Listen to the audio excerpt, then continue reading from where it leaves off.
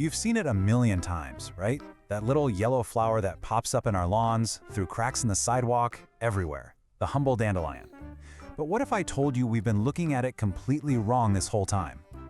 And that's really the big question here, isn't it? Is this thing just a stubborn weed we're supposed to fight? Or is it actually a powerful superfood that we've just been ignoring? I mean, we've all been there. You spend all this time getting your lawn just right. And then boom, you wake up the next morning to a whole army of yellow heads staring back at you. It feels like this constant, frustrating battle. But hang on a second. What if we just flip the script? What if this plant isn't the enemy at all, but a powerful ally? This is where things start to get really interesting. Okay, so first, let's talk about what this so-called weed can do for your body. You can forget about those fancy, expensive grains at the supermarket because there's a nutritional powerhouse growing for free right outside your door. Now, check this out. We're always told spinach is the king of vitamin A, right? Well, dandelion greens have more. And they pack a bigger vitamin C punch than even tomatoes. That is absolutely incredible for a plant that we usually just pull up and toss in the compost. And the list just keeps going. You're getting a ton of vitamin K, iron, and calcium. You know that slightly bitter taste they have? That's actually a good thing. Those bitter compounds are amazing for stimulating digestion and supporting your liver. On top of all that, they're loaded with antioxidants. So, okay, it's great for our bodies, but it's also a total hero for our gardens. For folks who practice permaculture, the dandelion isn't a pest at all. It's an essential part of the team. The secret is a cool concept called a dynamic accumulator. It sounds a little technical, but the idea is actually super simple. The dandelion basically acts like a little mining operation for your soil, drilling down and pulling up valuable minerals that other plants just can't get to. Just think about that. Its taproot can go down 1.5 feet into the ground, pulling up awesome stuff like potassium and calcium. Then, when the plant eventually dies back, all those amazing nutrients get deposited right on the surface, becoming free natural fertilizer for everything growing around it. So you can think of it as the garden's own personal repair crew. That powerful root breaks up hard, compacted soil, letting air and water in. It brings up those deep nutrients we were just talking about. And, this is a big one, it's one of the very first food sources for bees in the early spring. It's literally a lifeline for them.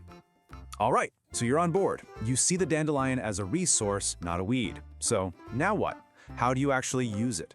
Let's get into the practical side of things. First up, the greens. The best time to get them is in the spring, before the flower pops up. That's when the leaves are the most tender and the least bitter.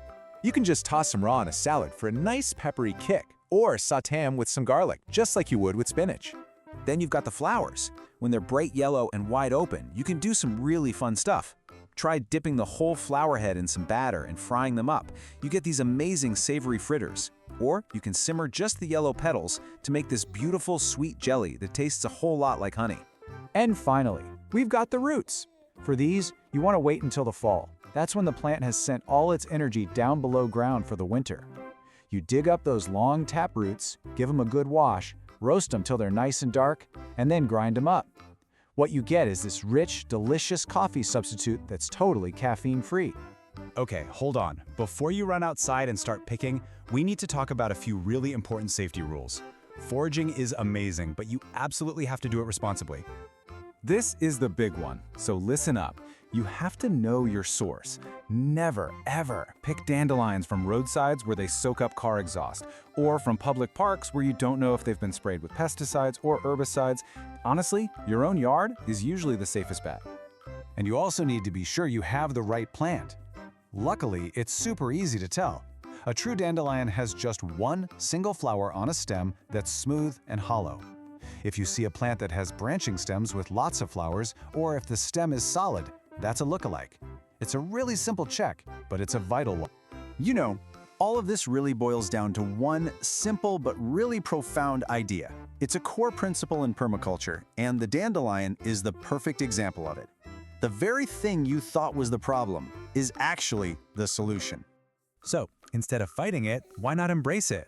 The dandelion is this incredible gift. It's free food, it's free medicine, and it's a free tool to make your garden healthier, all wrapped up in one tough little plant.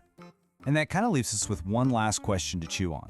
If we've been so wrong about the dandelion for so long, what other so-called weeds are we overlooking right in our own backyards? What other amazing solutions might be hiding in plain sight?